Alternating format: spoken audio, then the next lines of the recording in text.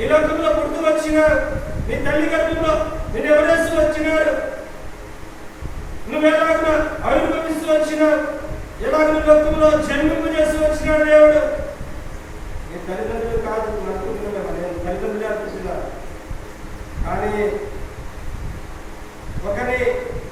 ఒకరి అవిధేయత వలన పాపం లోకంలోనికి ఎలాగ సంక్రమిస్తూ వచ్చిందో, ఒకరి విధేయత వలన లోకమంతటికి క్షేమమును భద్రత రక్షణ కలుగుతూ వచ్చింది.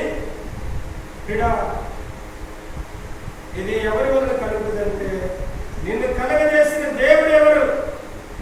నిన్ను కలగజేసినటువంటి దేవుడు నిన్ను తల్లి గర్భం వేసినప్పుడు, నవమాసాలు వచ్చినప్పుడు, తల్లి నీకు ఏమి చేయలేదు. కానీ తల్లి గర్భంలో ఉన్నప్పుడు, నవమాసాలు వస్తున్నప్పుడు, చివరి దినాలలో నిన్ను తన పోలిక చెప్పున రూపురేఖలు చేసినటువంటి ఆ సృష్టికర్త దేవుడు.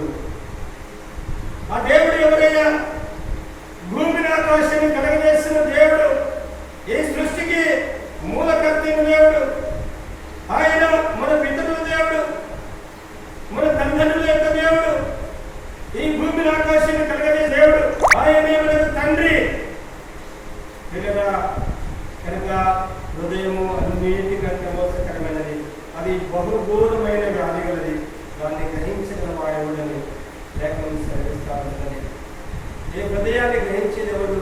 నీ లోపల ఉన్నటువంటి నీ తలంపులు, నీ ఆలోచన, నీ క్రియలు, నువ్వు చేస్తున్నటువంటి పని, నీ యొక్క విధానము, నీ యొక్క ప్రవర్తన, నీ యొక్క నడవడిక, తర్వాత నీ యొక్క తలంపులు, నీ ఆలోచనలు, ఇవన్నీ కూడా ఎవరు కనిపెడతారంటే మానవులు వారు కనిపెట్టేది.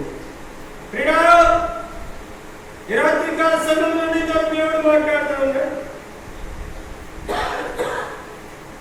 ఈ మైక్ శబ్దం ద్వారా వింటున్నప్పుడు మరొకసారి హృదయం అంట అన్నిటికంటే మోసకరమైనది, అది బహు ఘోరమైన వ్యాధి గలది, దాన్ని గ్రహించగలవాడేవాడు. కానీ